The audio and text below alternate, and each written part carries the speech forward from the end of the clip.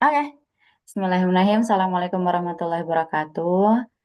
Waalaikumsalam warahmatullahi wabarakatuh. Alhamdulillah, salatu wassalamu ala rasulillah. Rabbi syrahli sadri wa yassir li amri wahlul 'uqdatam min lisani yafqahu qawli. Allahumma faqihna fid din wa alimna ta'wil. Selamat datang di kelas nulis hari kedua.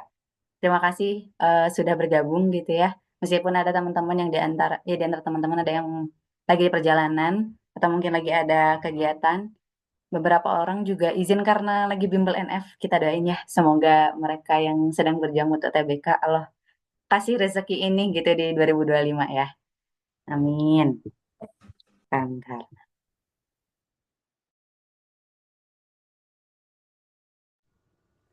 Oke, selanjutnya kita akan masuk ke materi yang kedua yaitu kerangka berpikir buat cari masalah sama ide. Di mana nyari masalah itu bukan tentang kita anarkis gitu ya, kita nyari-nyari masalah terus kita bully orang gitu, tapi tentang kita nyari atau jadi bagian game changer itu gitu. Jadi solusi problem solving gitu ya. Karena esai itu sebenarnya didesain untuk menyampaikan gagasan sehingga bisa jadi solusi gitu buat banyak orang kayak gitu. Jadi nggak cuman tentang saya highlight lagi, nggak cuman tentang menang lomba, nggak cuman tentang menang beasiswa, tapi tentang gimana cara kita bisa ngelihat masalah dan ngatasin ngatasin masalah tersebut gitu ya berupa solusi kayak gitu. Nah, kita masuk ke yang pertama. Kemarin kita udah bikin survei kan. Sebenarnya harusnya ada 4 survei sih. Satunya tuh nggak suka dua-duanya. Kalau beberapa kelas sebelumnya tuh ada yang sama sekali nggak suka dua-duanya. Nggak suka baca, nggak suka nulis gitu ya. Tapi kita berbaik hati lah. Cuman 3 poin setidaknya hanya baca, hanya nulis, atau baca sama nulis. Ternyata di sini yang eh, hanya baca tuh paling banyak ya. Tapi alhamdulillahnya progresnya yang baca sama nulis ada banyak gitu ya. Ada 41%, lumayan ya.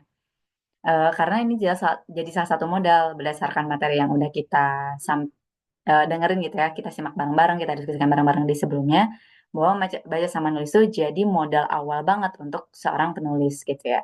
Apa yang jadi input, maka itu akan jadi output kita. Kayak gitu. Jadi kalau misalnya nanti mungkin ada yang pernah ikut KTI Q gitu ya, KTI Quran atau KTI Islam gitu ada di Kemenag, itu biasanya tuh bikin KTI-nya tuh dalam waktu 4 jam atau 3 jam sampai 4 jam. Cuman dikasih temanya dadakan dan harus cepat buat ngolahnya. Nah itu kalau misalnya udah kebiasa baca sama nulis tuh bakal lebih cepat kayak gitu. Nah, kita masuk dulu yang pertama ya. Masalah sama ide. Masalah itu apa sih? Nah, masalah itu sederhananya banyak ya definisinya.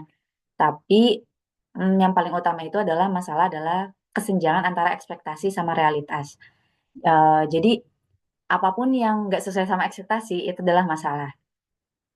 Contoh, saya kasih contoh mungkin ekspektasinya adalah TNI ya udah fokus di keamanan negara aja gitu ya, nggak perlu masuk ke lini-lini yang lain misalnya kayak gitu ya.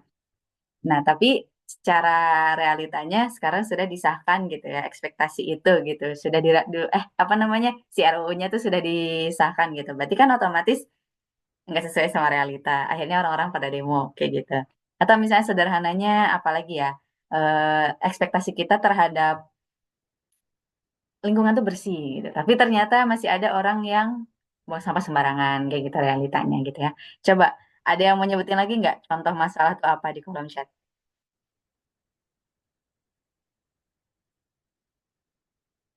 Boleh, boleh, boleh. Atau mau apa namanya mau nyampein langsung boleh on mic.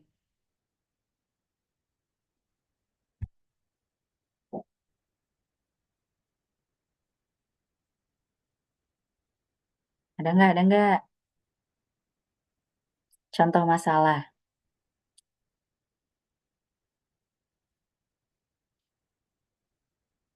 Misal kalian suka sama seseorang gitu ya, ekspektasinya kan suka balik gitu ya, ternyata enggak gitu. Atau ternyata kalian masih sangat muda sehingga tidak bisa suka-sukaan dulu yang bisa di-confess gitu. Itu kan masalah. Apalagi coba? Ada lagi nggak masalah? Yang sederhana aja dalam kehidupan kita.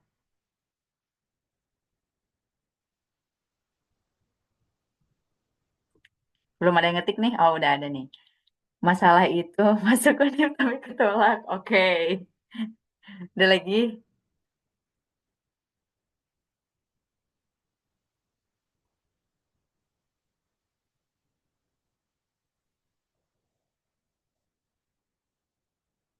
Ya, apalagi masalahnya cuman satu dari ilmu aja. Oh, nggak apa-apa, sampein aja. Nah, nih, pendidikan semakin maju difasilitasikan ekspektasinya, tapi ternyata efisiensi. Oke, satu orang lagi deh.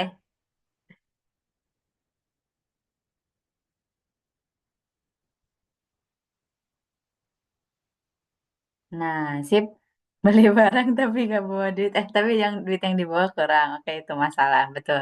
Jadi masalah tuh sebenarnya definisinya kayak gitu ya. Jadi nggak cuma misalnya, eh bos ini kita mendapatkan masalah yang, ya misalnya masalah itu bisa didefinisikan berdasarkan kita ada variabel ekspektasi sama variabel realitanya gitu.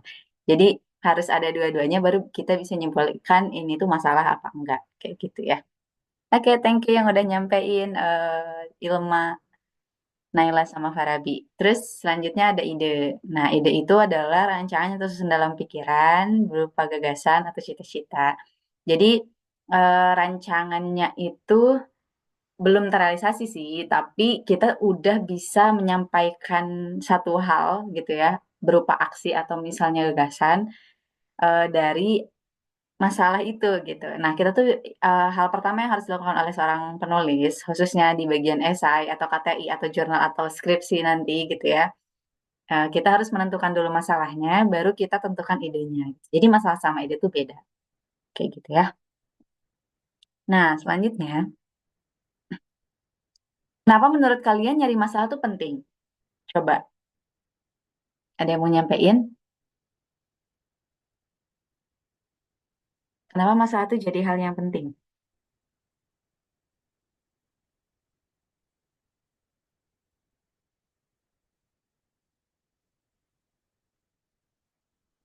Oke, udah ada. Karena kalau nggak ada masalah, nggak ada yang bisa diperbaiki. Oke, ada lagi?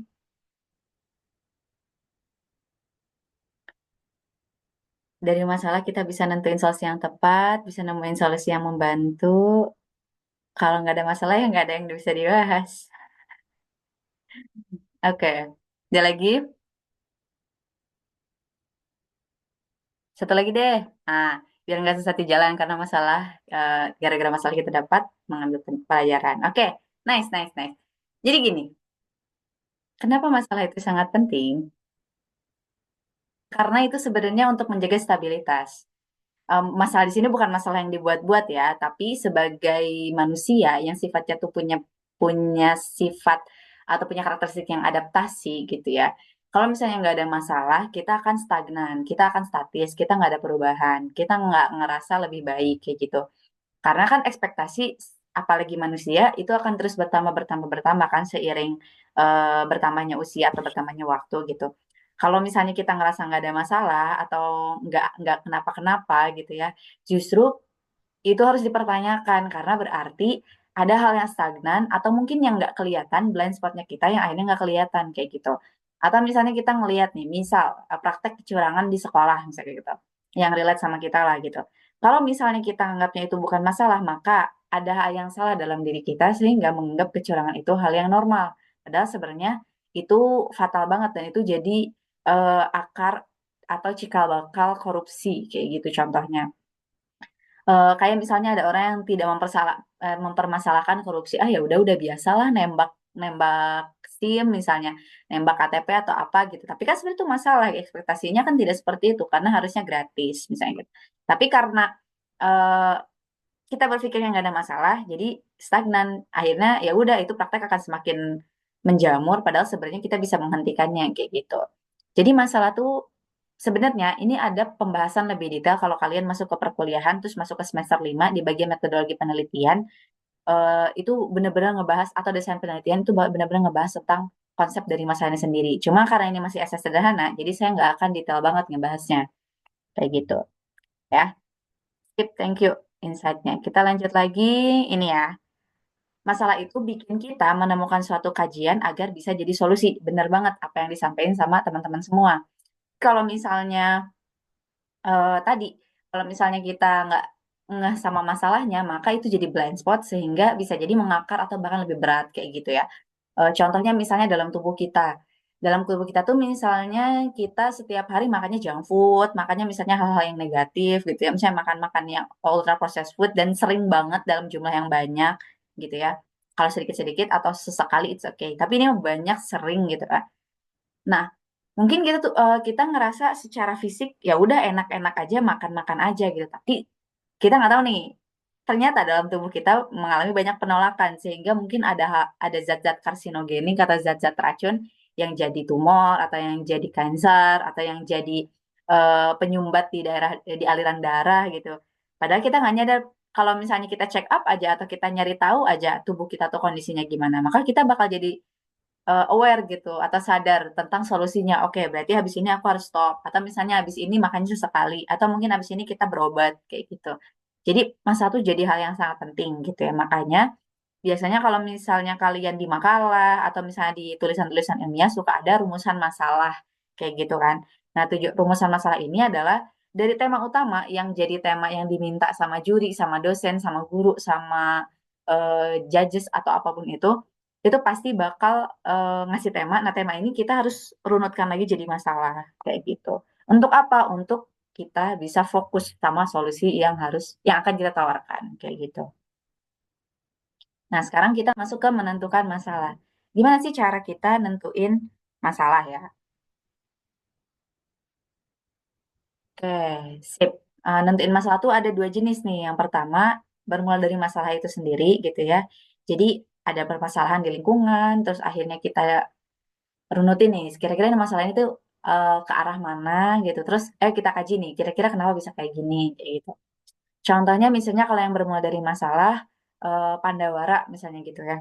Pandawara itu kan selama ini campaign untuk membersihkan sampah atau mengurangi sampah atau langsung turun ke sungai gitu ya. Terus waktu itu sungai apa sih? Sungai Ciliwung apa Sungai Citarum apa sungai mana tuh?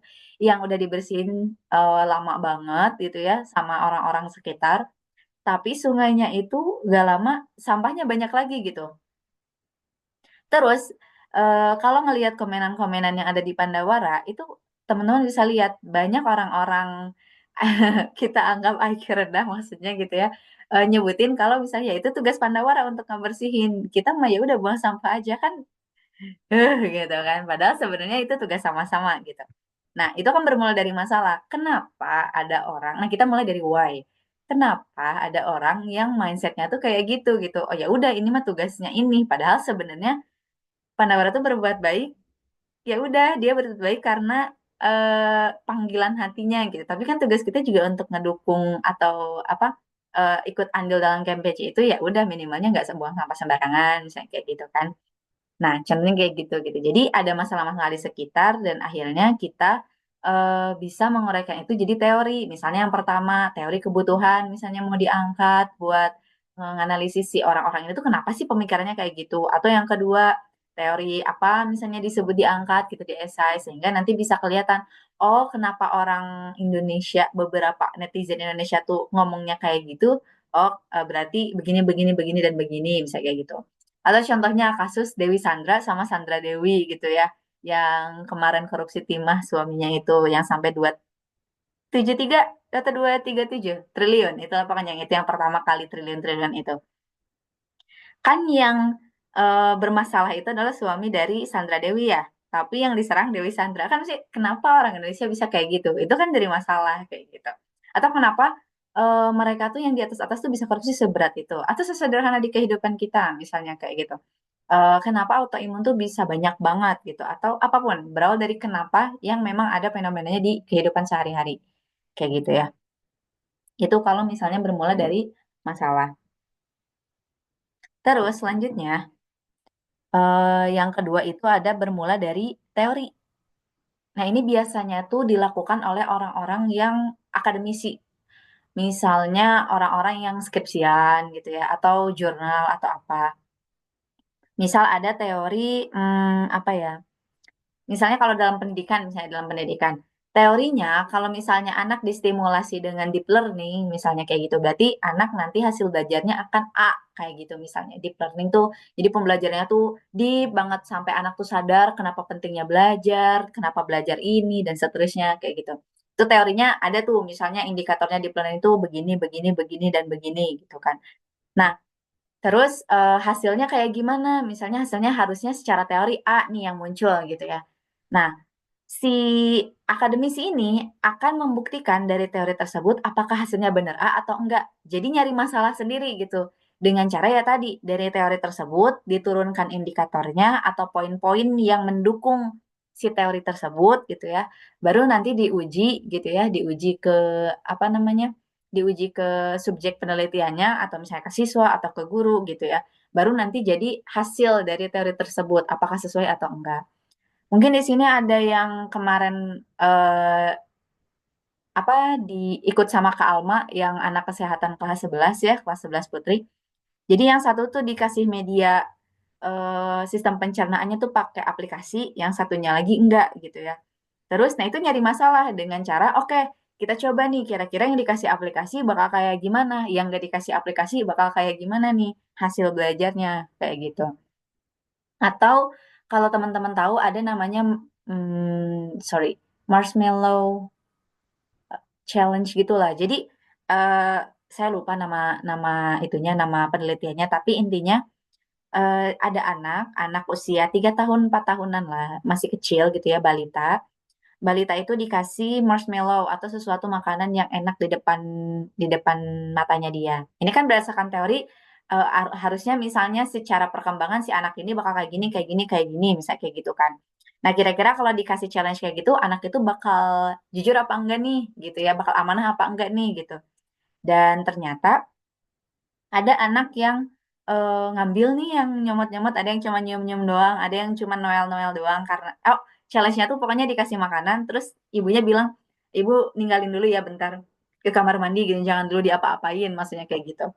Nah, sikap anak tuh beda-beda, ada yang langsung ngambil, ada yang bodo amat gitu ya, ada yang diem nahan meskipun dia mau gitu dan seterusnya gitu. Dan ternyata kelihatan gitu ya si penelitian ini berlangsung rada lama dan udah gedenya di tracking si orang-orang si anak-anak yang kayak gitu tuh. Harusnya kan di stop dari awal ya kalau misalnya ternyata dia ketahuan ngambil tanpa izin ibunya. Ternyata orang-orang anak-anak yang melanggar saat itu pas udah gedenya ikut melanggar. Jadi dia ikut jadi terlibat kriminal setelah besarnya kayak gitu. Karena kan penelitian di luar gitu, luar negeri kayak gitu. Nah, jadi ada teori-teori tertentu yang akhirnya pengen dibuktiin. Terus ya udah jadinya pas pembuktian tuh bener apa enggak, hasilnya baik apa enggak kayak gitu. Nah, itu dari teori. Nah, contohnya kayak gitu. Nah, kira-kira dapat sumber masalah tuh dari mana sih? Sumber masalah tuh dari mana sih? Yang pertama dari buku, dari media cetak atau media online. Pokoknya dari sumber yang eh, masih kita jangkau lah gitu ya. Jadi ilmunya itu langsung dari sumber pasif. Misalnya teman-teman ada yang lagi belajar bisnis, di mana bisnis itu ada misalnya bahasan tentang apa ya misalnya tuh target market misalnya kayak gitu. Nah, kalau misalnya target market dari kerudung, apakah kerudung ini target marketnya bisa buat nonis atau enggak nih misalnya kayak gitu kan itu secara teori ada atau enggak nih misalnya kayak gitu. Atau teorinya tuh kalau harganya mahal gitu ya, gimana cara biar ngegaet si eh, target market tersebut sesuai sesuai atau enggak kayak gitulah dan seterusnya gitu. Nah, itu kan berarti berdasarkan sumber pasifnya, teori target market tuh kayak gini, kayak gini, kayak gini gitu kan. Apakah aplikasi di lapangan sesuai atau enggak? Atau misalnya akhirnya kalian keliling nih ke beberapa outlet gitu ya, atau ke beberapa bisnis yang ada di daerah kalian, atau misalnya yang bisnis online.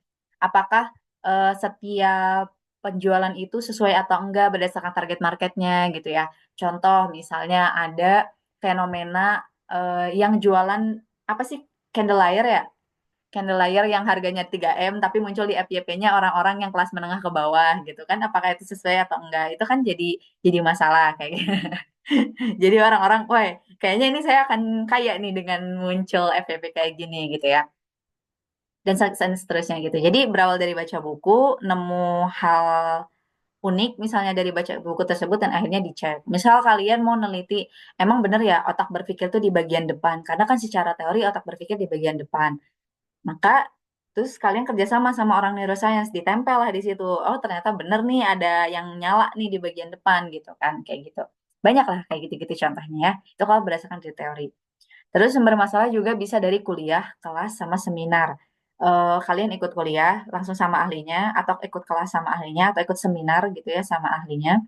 Terus kalian ngelihat beberapa materi-materi yang disampaikan tuh, tapi kok fenomena di kehidupan saya nggak kayak gitu ya, misalnya gitu.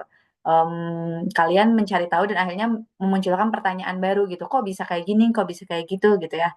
Terus akhirnya bisa langsung nanya sama ahlinya, atau kalian teliti juga apa yang disampaikan sama ahlinya, terus di kehidupannya kayak gimana, kayak gitu. Contohnya misalnya, kalian itu kemarin ada yang belajar tentang nanoteknologi, misalnya sama Prof. Nurul. Terus nanoteknologi itu bisa dalam berbagai hal yang di kehidupan kita gitu, entah itu air, entah itu rimpang dan segala macam. Terus kalian penasaran, kira-kira nih bunga mawar nih bisa di nanoteknologiin nggak ya? Soalnya kan dia punya khasiat A, B, C, D, E, F, G gitu kan. Terus akhirnya kalian cari tahu atau kalian teliti itu. Nah, itu jadi masalah juga untuk kalian teliti dan cari solusinya kayak gitu. Itu ya. Terus yang ketiga itu bisa pengamatan langsung. Jadi kalian misalnya ini biasanya juga dilakukan oleh orang-orang ilmuwan, arkeolog atau misalnya apapun lah, pokoknya ini juga bisa. Misal arkeolog itu misalnya lagi nyari apa manuskrip-manuskrip gitu ya, manuskrip-manuskrip kuno. Kok arkeolog? Sorry, sorry, sorry. Eh manuskrip kuno misalnya orang-orang sastra gitu ya, orang-orang sastra lagi meneliti gitu, nyari manuskrip-manuskrip kuno gitu untuk dicek filologinya dan segala segala macamnya. Akhirnya misalnya keliling Indonesia untuk ngecek atau neliti itu. Atau misalnya yang Erika Ricardo, misalnya Erika Ricardo itu dia pelukis gitu ya. Terus dia eh, pengen ngecek nih lukisan yang usianya 50.000 tahun yang lalu gitu ya, itu kayak gimana, dan akhirnya datang langsung kayak gitu. Banyaklah hal yang bisa dilakukan dengan pengamatan langsung atau di kehidupan sehari-hari. Misal di kelas ada masalah apa? Oh, kira-kira masalahnya tuh kenapa ya anak yang di depan tanya jadi lebih fokus dibanding di belakang, atau kebalikannya, atau apapun itu yang ada di dalam kehidupan teman-teman itu bisa dioptimalkan gitu. Kenapa ada orang yang sensitif banget? Kenapa ada orang yang bodoh amat banget? Nah, kayak gitu. Itu bisa kayak gitu ya. Pengamatan langsung. Jadi tergantung dari kepekaan masing-masing. Selanjutnya ada diskusi atau personal group. Nah, secara personal ataupun grup maksudnya gitu. Kalau diskusi ini kita bisa ngobrol sama siapa aja di antara teman-teman murid, atau murid sama guru, atau misalnya sama siapapun di lingkungan atau di jalan, misalnya kalian akrab sama orang baru gitu ya, orang asing gitu, stranger people, tapi ada ilmunya nih, terus akhirnya dapat ilmu, oh iya sumber masalahnya nih kayak gini. Pernah nih, saya tuh satu bus sama orang IT, terus ngobrol lah, enggak kalau misalnya kata beliau ya, enggak kalau misalnya ternyata apa yang disampaikan di film science fiksi Marvel atau yang kayak gitu-gitu gitu ya, itu tuh dalam jangka waktu 10 tahun tuh kejadian loh gitu. Dan akhirnya dimunculin A, B, C, D, E, F, G gitu lah kata si bapak ini gitu kan. Terus akhirnya saya nyari tahu, emang iya ya kayak gitu. Dan akhirnya berarti mulai tuh rada mikir panjang kayak, emang di Simpson bener ya, emang ini bener ya, emang itu bener ya, emang dari film ini bener bakal kayak gini ya, efeknya seperti apa ya, kayak gitu-gitu. Atau konspirasi-konspirasi misalnya Attack on Titan tuh bener di dunia nyata gitu ya. Bagi yang suka anime kayak gitu. Nah, kayak gitu-gitu ya. Jadi maksudnya dari diskusi-diskusi sederhana pun bisa memunculkan masalah kayak gitu. Itu ya, itu masalah. Nah, kita ke masalah dulu deh. Ada yang mau ditanyain dulu tentang masalah? Boleh? Siapa tahu ada yang mau nanya. Ada yang mau diskusi tentang masalah dulu?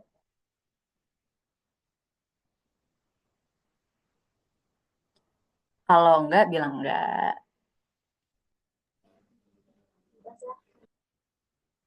Gimana, Nay? Udah on mic? Saja mau nanya, Gimana, gimana, gimana? kan kita udah menemukan suatu masalah tuh, kalau Mm-mm. pengennya kita tuh pengen yang unik gitu, tapi kalau misalkan kurang relate sama masyarakat tuh gimana gitu? Ah, iya. Jadi lebih ke out of the box gitu ya. Iya, pengen sesuatu yang baru aja. Oke, oke, oke. Nih, menarik, menarik. Ntar, saya share screen dulu ya. Dari iPad.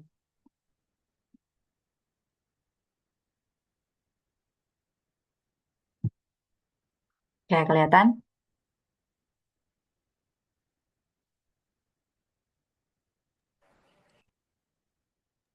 Riza. Nah, gini ceritanya. Misal kita punya materi tertentu ya. Eh, saya kasih kasus revolusi industri 4.0 ya. Apa tuh? Ada yang udah pernah denger gak? Big Bang. Hmm? Evolusi. Evolusi. Industri 4.0. Gimana? Ada yang pernah dengar sebelumnya? Oke, Zikri. Seleksi alam kan ya? Bukan. Jadi gini ceritanya. Em, Setelah masa Renaissance, wah, agak panjang sih sebenarnya, tapi nggak apa-apa. Jadi dulu itu di Eropa itu kan awalnya semuanya serba manual ya. Jadi misalnya mau bikin baju manual pakai tangan gitu kan. Mau bikin peralatan gerabah segala macam pakai tangan gitu ya, zaman-zaman dulu. Terus setelah akhirnya ditemukan mesin uap gitulah, mulailah gitu ya ada alat sederhana kayak gitu.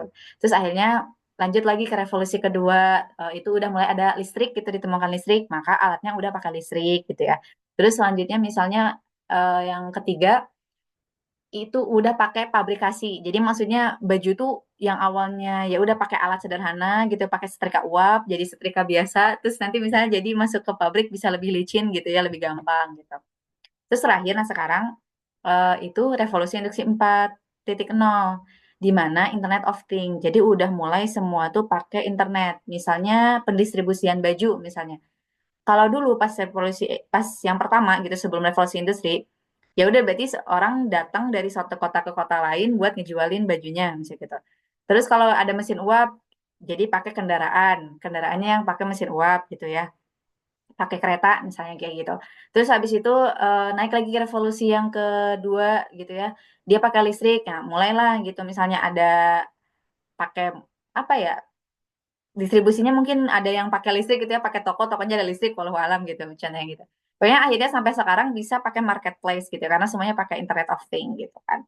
Nah, revolusi industri ini berarti kan industri sesuatu yang diindustrialisasi gitu ya, tapi dalam bentuk internet, bisa dibantu sama internet, entah itu coding, entah itu apa segala macam kayak gitu. Nah, orang-orang pasti mikir revolusi industri itu apa? Coba searching dulu deh, revolusi industri itu apa?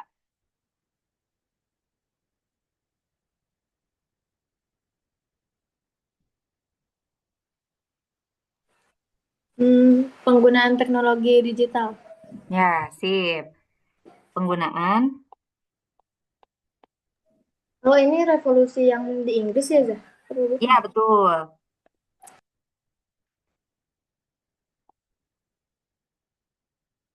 Nah, penggunaan teknologi digital. Berarti semua berfokus pada digitalisasi kan? Nah, Iya. karena semua orang berfokus pada digitalisasi, nih ya.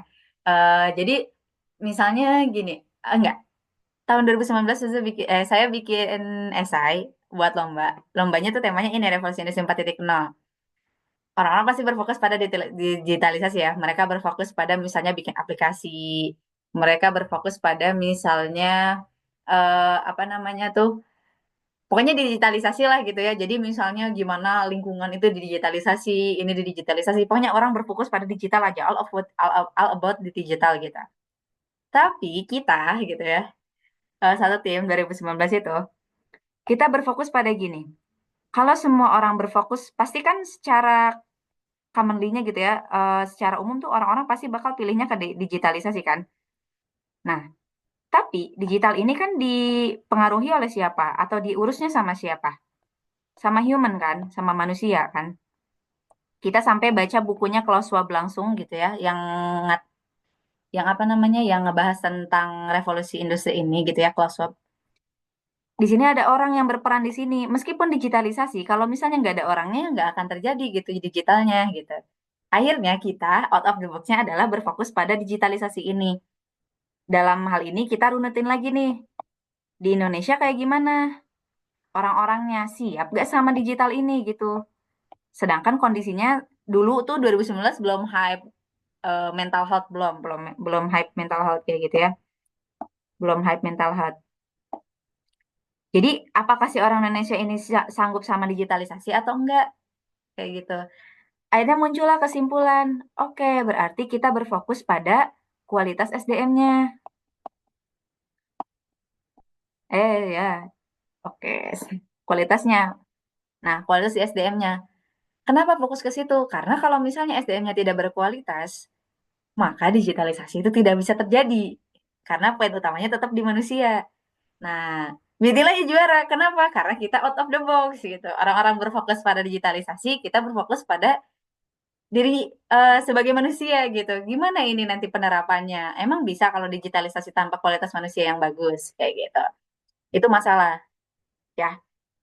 Nah, itu contohnya. Jadi gimana caranya biar out of the box? Bacanya itu secara menyeluruh ya. Maksudnya dari sumber utama. Setelah dari sumber utama, kita runutin pada hal-hal yang kira-kira kita juga bisa ini kok bisa nganalisis kira-kira tuh si yang muncul bakal sering muncul tuh bakal tentang apa kayak gitu. Misal contoh, apa ya misalnya sampah misalnya gitu kan sampah. Bagaimana pengelolaan sampah misalnya masalah sampah lah gitu. Pasti orang berfokus pada apa? Berfokus pada apa coba kalau ngomongin sampah solusinya? Hmm? Coba kalau ngomongin sampah pasti orang berfokus pada apa?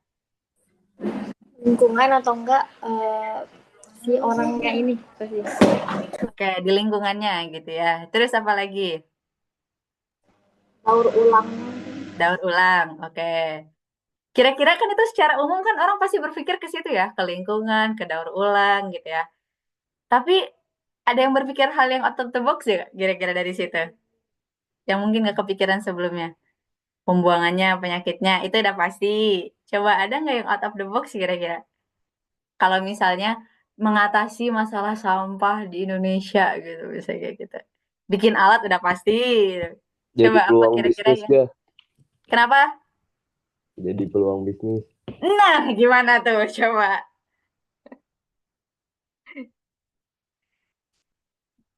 Peluang bisnis, gimana coba? Jadi ada ide kalau gerabah padi itu kan Mm-mm, sampah. Banyak dikumpulin masyarakat desa, akhirnya jadi limbah. Tapi mm-mm. dari situ eh, bisa dijadiin pulp kertas dah. Jadi Nah, kertas gitu. oke gitu ya. Nah, orang kan berfokus pada buat ngurangin sampah, orang berfokus pada ya udah lingkungan, efek gitu segala macam. Tapi ada nggak orang yang berpikir tadi misalnya contohnya bisnis nih, ini sampah melimpah nih, cuan semua nih gitu. Coba, kan jarang orang yang berpikir seperti itu gitu ya. Ini cuan semua nih, bisa dijadiin apa, bisa dijadiin apa, bisa dijadiin apa gitu kan. Kalau jenisnya kayak gini kayak gimana, meskipun ada daur ulangnya segala macam, tapi berfokus ke situ aja. Jarang orang yang langsung berpikir, wah ini cuan semua nih, cuan, cuan, cuan, cuan gitu. Dan akhirnya bisa dioptimalkan kayak gitu. Nah itu tuh out of the box. Kenapa orang bisa berpikir out of the box? Karena dia memusatkan konsentrasinya pada hal yang memang jadi bahasanya dia. Misal, contohnya ya, teman-teman misalnya kayak Ilma berfokus pada lingkungan karena selama ini Ilma berfokus pada lingkungan gitu ya. Apa namanya? Misalnya siapa lagi tadi? Najwa berfokus pada penyakit karena selama ini Najwa analisis penyakit-penyakit gitu ya. Nah, kalau misalnya ada orang yang berfokus pada bisnis selama ini, maka nanti pas dioptimalkan, dikaitkan ya bisa dikaitin sama bisnis kayak gitu. Contoh, eh, baru aja tadi ada cutting saya dari biologi, tapi kerjanya itu di bagian marketing, telemarketing. Terus abis itu beliau tuh sharingnya kayak gini, saya tuh dari biologi, tapi kerjanya di bagian marketing gitu ya. Apa yang bisa dihubungkan antara biologi sama telemarketing? Akhirnya beliau ini menyambungkan antara sistem saraf sama telemarketing. Dan kalau teman-teman tahu, ada beberapa penelitian tentang otak reptil, udah kita bahas ya, otak reptil yang berhubungan langsung sama marketing gitu. Kan itu out of the box gitu. Tapi kan itu sesuai sama passionnya kita. Makanya kalau kalian udah punya kecenderungan terhadap materi tertentu, kemarin kan kita bikin survei. Nah itu coba bikin nanti materi-materi masalahnya dari situ. Kayak gitu. Kalau mau out of the box misalnya kayak gitu. Apalagi ya misalnya dari sampah bisa jadi obat, apakah bisa gitu kan? Coba, kan bisa aja. Misalnya ada bakteri tertentu dari sampahnya diangkat gitu ya, terus abis jadi antibiotik, antibiotik ini jadi kayak gimana? Terus jadi obat, bisa kayak gitu. Ya, walau malam gitu ya. Gitu, Neng. Ada lagi? Makasih, Zah. Iya, sama-sama.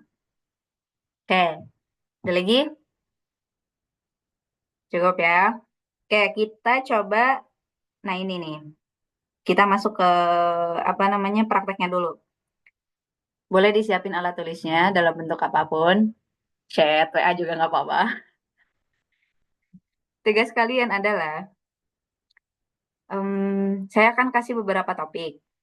Topiknya itu, kalian cari masalah yang berawal dari masalah sama yang berawal dari teori. Nah, coba cari masalah dari yang awalnya emang dari masalah kehidupan sama yang berasal dari teori. Nah, topik-topiknya itu yang pertama, ini kenapa ada yang coret-coret? Bentar, tadi mana sih?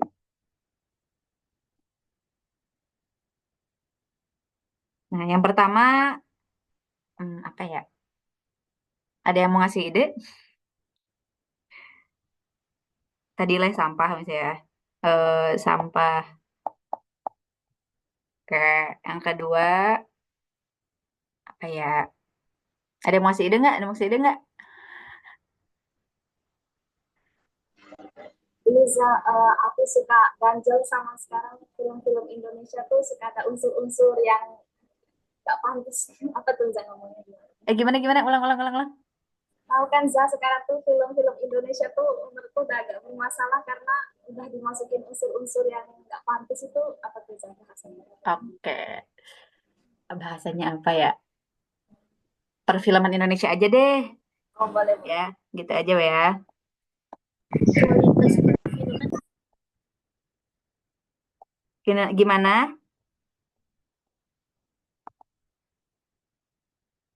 Kenapa tadi siapa?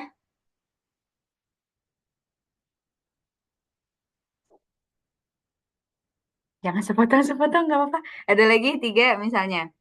Masalah ketiga. Zak, kalau tentang etika di media sosial itu gimana? Oke, etika media sosial.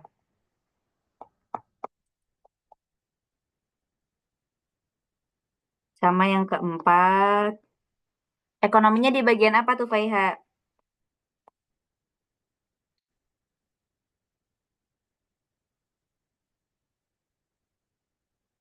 Di bagian apa ya? Misal ekonominya di bagian, ada orang ekonomi di sini? Misal ekonominya di bagian apa ya? Efisiensi ini Zah. Oh, boleh, efisiensi anggaran. Boleh.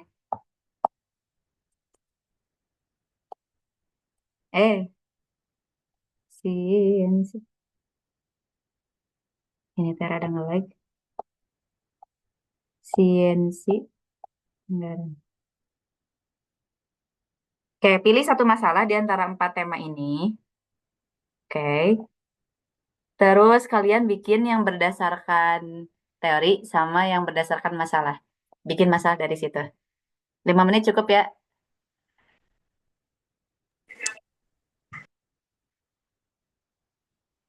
Zah, berarti kalau teori kita harus baca dari jurnal orang dulu gak?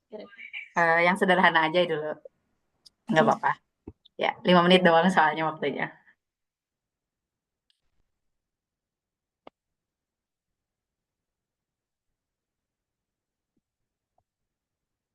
Sok, 5 menit dimulai dari sekarang ya.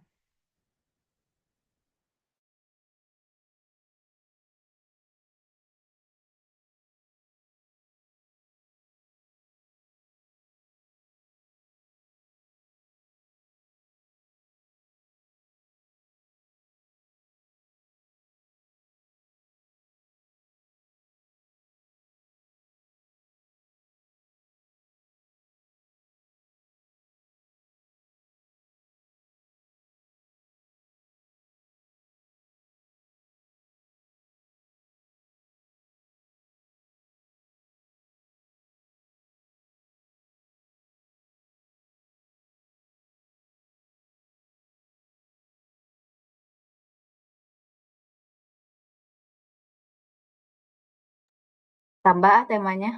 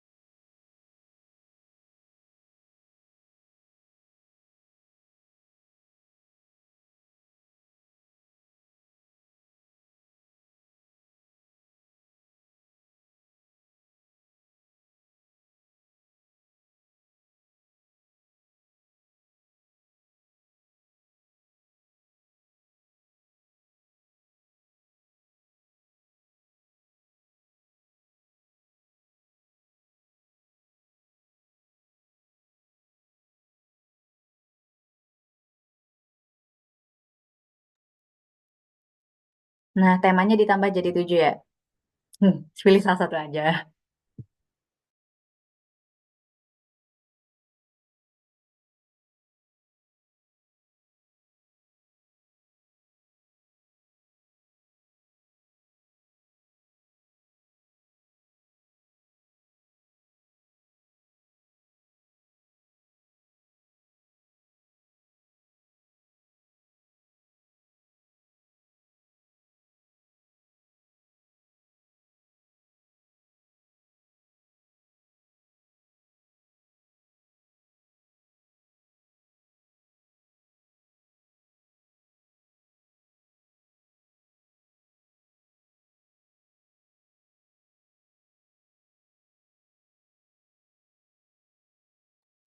Kalau udah selesai,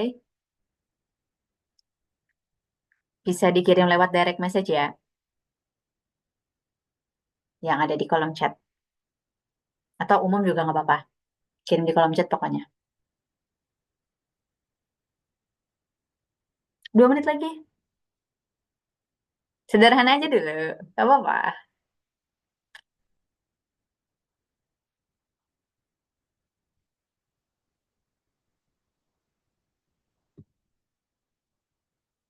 Siapakah yang pertama?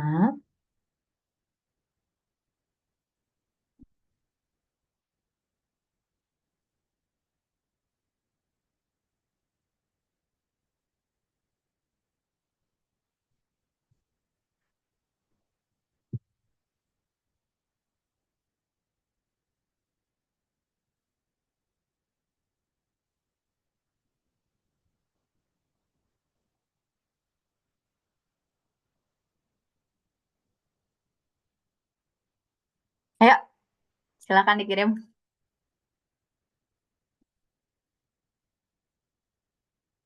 Kalau PD lewat umum, silakan di umum. Tapi kalau misalnya kurang pede bisa di direct message. Nah, itu.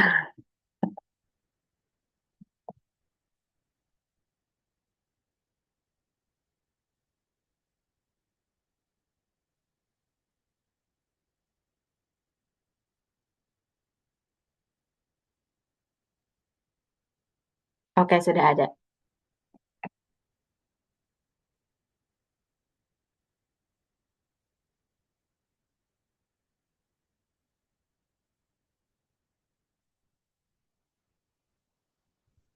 Oke, ayo. Hitung mundur ya. 10, 9. Oh, keketik. Ya udah, saya ketik dulu. Maaf Za, kalau misalkan yang tadi umum tuh lebih ke detailin lagi kan Za, salah satu topiknya. Mm-mm, boleh. Tapi kalau misalnya mau sederhana dulu boleh. Ini untuk ngelurusin dulu mindsetnya aja dulu. Nanti bisa didiskusiin lewat chat atau lewat DM. Abis kelas ini nggak apa-apa.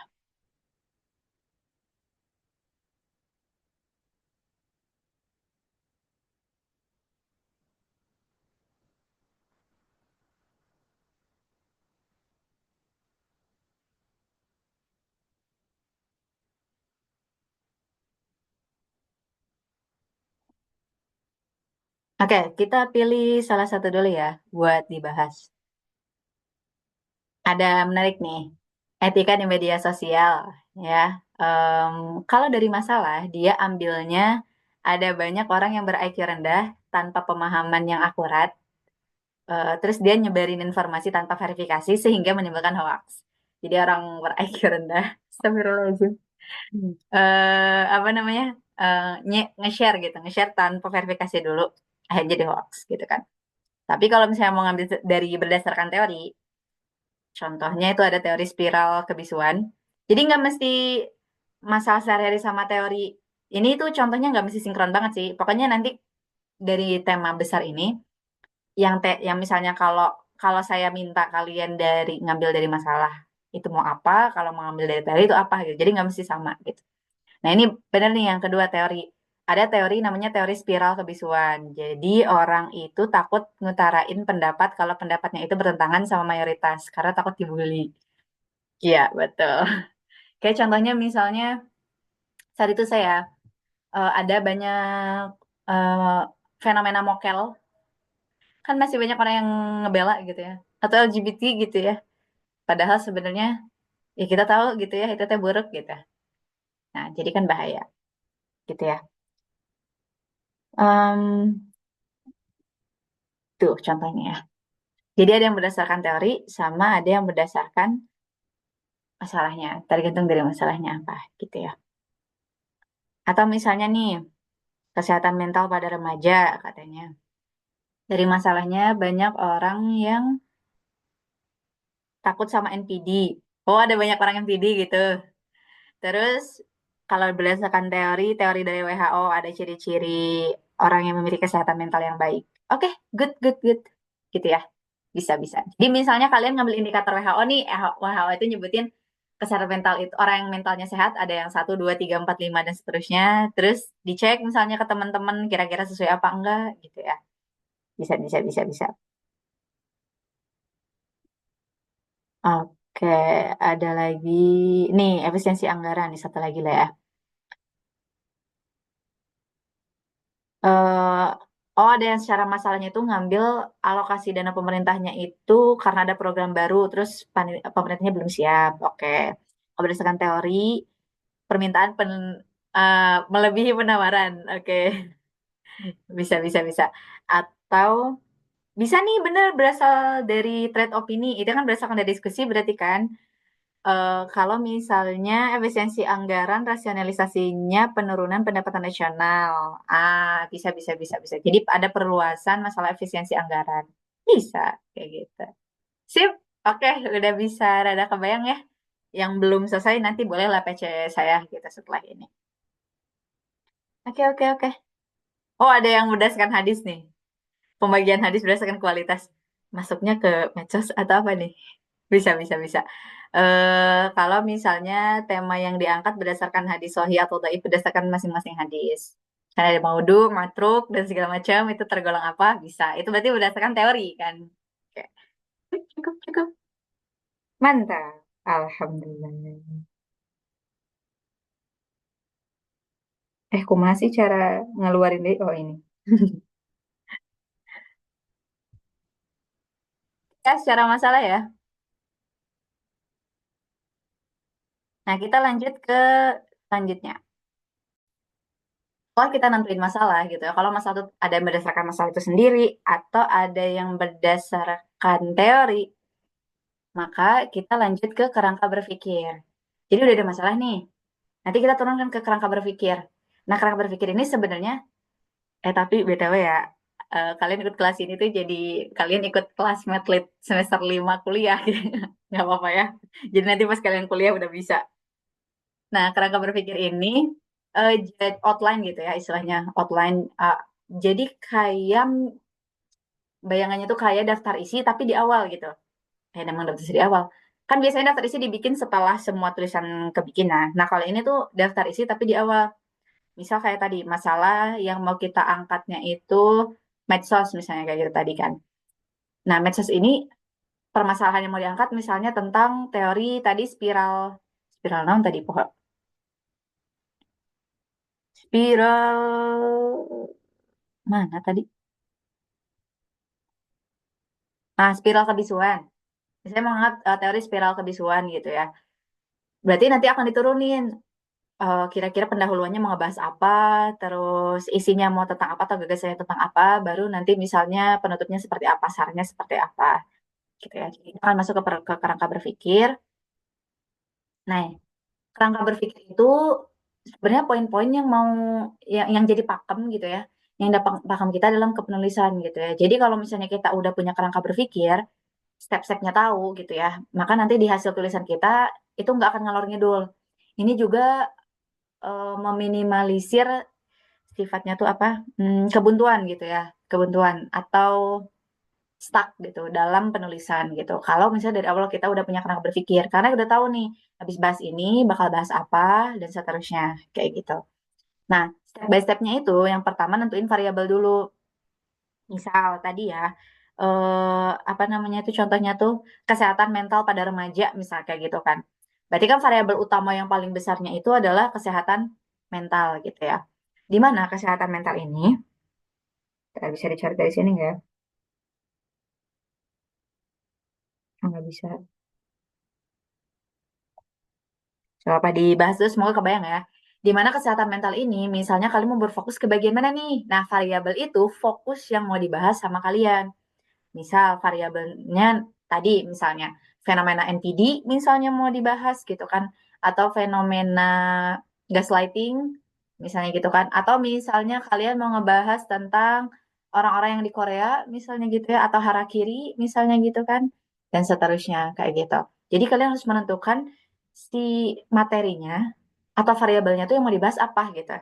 Kalau esai variabelnya biasanya nggak terlalu banyak ya. Misalnya kalian tadi tadi contohnya yang revolusi industri.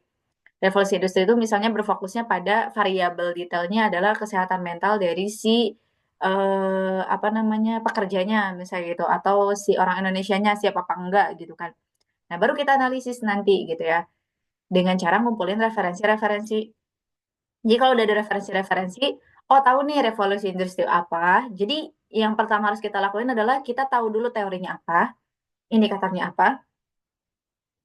Kita tahu juga apa yang akan kita angkat di esai kita berdasarkan referensi-referensi. Biasanya tuh ada beberapa tabulasi dalam iPad atau dalam laptop gitu ya, atau di HP gitu ya.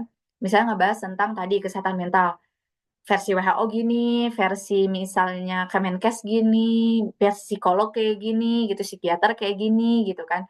Terus nanti diambil benang tengahnya mau diambilnya kayak gimana gitu ya, referensinya gitu. Nah, biasanya kalau saya pribadi tuh nggak ngapus dulu tabulasi sebelum saya nulisnya selesai kayak gitu. Jadi tabulasi itu banyak, baru kalau udah selesai saya close tabulasinya kayak gitu ya. Nah, itu referensi. Referensi bisa berasal dari mana aja.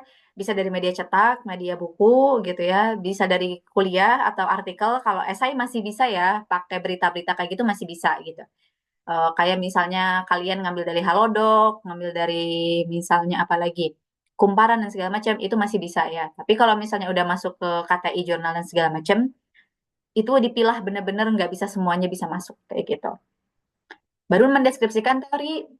Tadi misalnya kita mau ngambil kesehatan mental berdasarkan WHO misalnya gitu kan. Maka nanti ada indikatornya A, B, C, D, E, F, G yang akan kita teliti. atau yang akan kita kasih gagasan. Misalnya, oh ngerti kenapa orang itu bisa NPD, misalnya karena ada begini teorinya nih. Maka nanti untuk meminimalisir NPD di masa depan, misalnya masa kecilnya anak-anak tuh harus kayak gini, baru masuk ke gagasan. Kayak gitu. Contohnya, baru masuk ke gagasan gitu. Kita turunin lagi contohnya dari kesehatan mental ya. Rangka berpikir yang pertama, nentuin variabel dulu. Misal dari tema besar ada subtemanya nih dari panitianya. Nah, abis itu nentuin variabel itu nanti kita fokusin. Misalnya kesehatan mental itu berfokus pada misalnya NPD. Misal ya. Terus abis itu baru masuk ke referensi dicari tahu nih, dicari tahu di beberapa referensi NPD itu apa, kenapa dan segala macem gitu kan. Indikatornya, ciri-cirinya, diagnosanya kayak gitu ya. Obatnya dan seterusnya. Baru masuk ke teori. Nah, tulisin kira-kira apa aja yang mau dimasukin. Bahasanya tuh biasanya segitiga terbalik dari umum ke khusus dulu. Misal yang pertama dari pendahuluan tuh mau ngebahas kesehatan mental dulu. Baru habis itu bagian misalnya ke NPD-nya. Terus misalnya mau masuk ke faktor yang mempengaruhi misalnya. Baru masuklah ke gagasan terakhir. Gimana cara untuk meminimalisir NPD di sekitar gitu ya, atau ngadepin orang NPD di sekitar gitu ya. Nah, masukin gagasannya harus seperti apa dan seperti apa contohnya gitu kan berdasarkan jurnal atau berdasarkan artikel yang kalian baca kayak gitu. Kebayang nggak? Kebayang, Za. Oke, nah selanjutnya ini contohnya ya. Jadi kalian mau bikin kayak gini nih, misalnya mau bikin berdasarkan poin-poin, atau misalnya mau pakai kerangka kayak gini, boleh banget gitu. Jadi dari sini arahnya kemana dan segala macam, itu masih nyamannya kalian. Atau mau bikin mind map, boleh gitu ya. Jadi ini contohnya gitu ya. Kita ini ngebahas tentang Ikigai gitu ya. Ini saya ngambil dari penerbit The Publish ya. Terus nanti poin utamanya mau ngebahas tentang apa, terus misalnya nanti gagasannya seperti apa gitu ya. Baru nanti ditulis dalam bentuk esai gitu. Ada ya contohnya di situ ya. Nah, sudah waktunya. Kita masuk ke challenge 2, di mana challenge 2 itu adalah teman-teman itu nulisin masalah, temanya bebas. Oke, temanya bebas. Misal tema beasiswa yang mau teman-teman ambil atau misalnya tema apa namanya? Tema apa ya? Tema lomba yang mau diambil gitu ya, boleh. Tapi ya tadi masukin topiknya, terus masalahnya apa, bebas mau berdasarkan teori atau berdasarkan masalah, baru nanti dituangkan dalam bentuk rangka berpikir. Jadi challenge-nya itu ya, maksimal challenge-nya sama, jam 9 pagi. Ini nggak akan diposting di IG, tapi nanti bakal ada form sebagai salah satu, apa namanya, bukti kalian hadir juga. Jadi dikirimnya di form. Karena kan mungkin kalau yang buat beasiswa atau buat lomba itu sifatnya rahasia ya, itu masih dapur ya. Jadi kalau di-share takutnya ada yang ngikutin kayak gitu. Ya. Jadi ini udah masuk ke bimbingan esainya. So, challenge yang kedua tadi ya, pilih satu tema bebas apapun itu. Kalau misalnya nggak punya temanya bisa ke tema yang tadi saya bikin gitu ya. Tapi kalau misalnya yang udah mau fokus ke lomba atau ke beasiswa, silakan ambil temanya. Kalau misalnya beasiswanya belum kebayang atau lombanya belum kebayang, boleh cari dulu gitu ya. Contoh misalnya tema di BU, misalnya beasiswa unggulan, atau misalnya BPI, atau BIB, atau apapun gitu ya. Baru nanti ke, apa namanya tuh, baru ke, saya loading. Baru ke challenge-nya dimasukin gitu nanti ke form. Gitu ya. Ada yang mau didiskusiin dulu, ditanyain dulu? Boleh?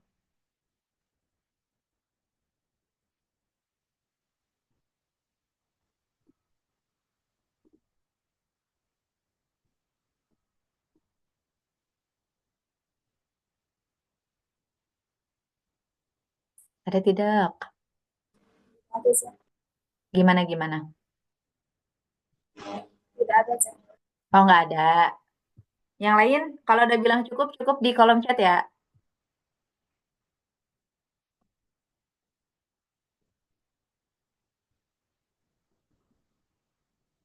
Aman, siap. Oh, ini ada juga yang tadi udah masukin masalah. Good.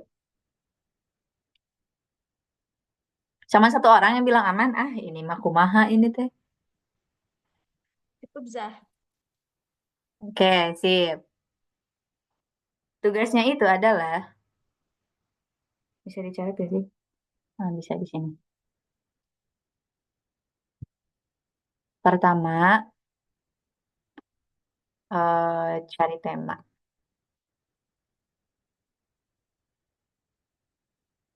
Lomba atau beasiswa. Oke. Yang kedua,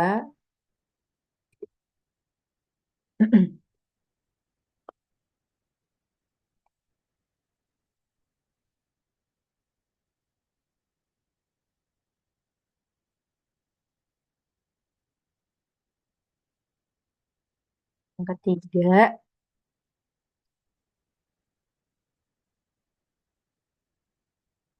kalau misalnya masih belum kebayang kerangka berpikir, tadi contohnya udah ada di awal, mungkin saya bakal kirim screenshotnya. Terus kalau misalnya nggak beraturan juga nggak apa-apa, nggak sistematis juga nggak apa-apa. Jadi cuman kayak coret-coret doang poin-poin yang mau dibahasnya apa, itu it's okay. Ya, jadi mau formal nggak formal, bebas. Nggak ada aturan baku terhadap kerangka berpikir kalau di esai ya. Tapi kalau misalnya nanti kalian udah masuk ke KTI, udah masuk ke skripsi, itu ada aturannya. Yang tadi harus sistematis dan seterusnya. Ini ya tugasnya. Sip. Zah, maaf tadi kalau misalkan yang buat beasiswa berarti sampai kerangka berpikirnya aja apa? eh kan aku udah ada yang waktu itu kita omongin yang aku udah Mm-mm, kotornya nih. mm-mm. Itu masukin aja yang sampai penutup gitu-gitu. Iya, kerangka berpikirnya. Jadi poin-poin yang jadi gagasan kamu tuh apa? Masuk ke apa namanya ke kerangka berpikirnya. Kalian boleh nulis di buku atau misalnya kamu pakai digital iPad gitu boleh atau misalnya diketik boleh. Bebas senyamannya aja. Pokoknya intinya saya bisa lihat kerangka berpikir kalian gitu. Jadi nanti di pertemuan selanjutnya pas ngebahas esai itu bisa kita terusin sama-sama sekalian kalian praktek esainya langsung gitu. Oke, oke. Makasih, Yap, Zah. sama-sama. Kalau misalnya beasiswa tuh rata-rata biasanya suka udah ada pertanyaan-pertanyaan tuh. Boleh banget kalau misalnya udah ada pertanyaan-pertanyaan, ya udah dari pertanyaan ini misalnya mau ngebahas poin ini. Misal ngebahas tentang potensi, misalnya potensi diri gitu. Temanya kan misalnya buat Indonesia Emas 2045 misalnya gitu kan.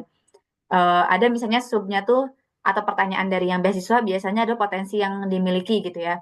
Nah, kita tahu potensi kita tuh misalnya dinulis, berarti nanti potensi kalian kasih tanda nulis misalnya atau apa gitu dan seterusnya. Boleh. Oke, bisa dipahami ya.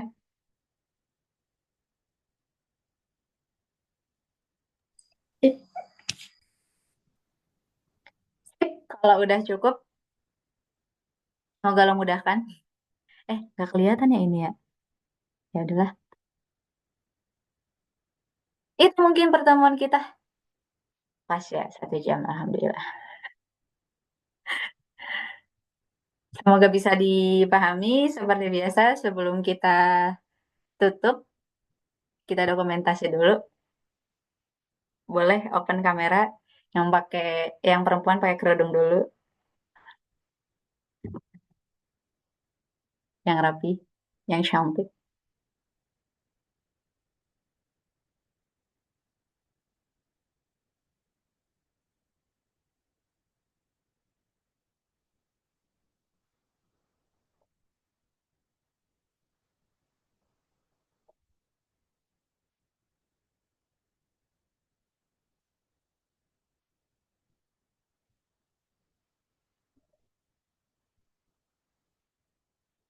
Let's go, let's go. Ada anak mahasiswa UIN nih. Halo. Udah ada yang kenal gak? Yang mana? Udah? Nah, ini Orin. Nela.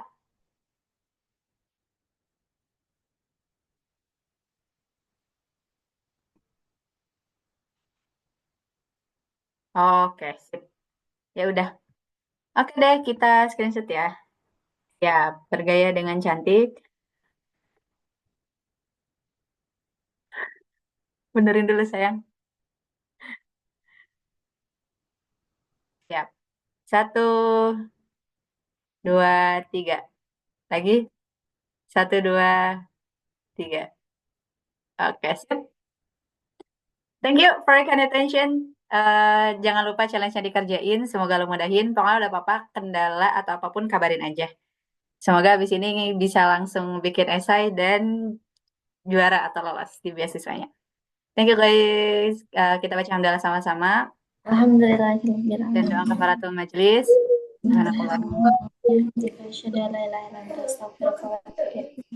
Makasih, Zah. Selamat berkreasi. Assalamualaikum warahmatullahi wabarakatuh.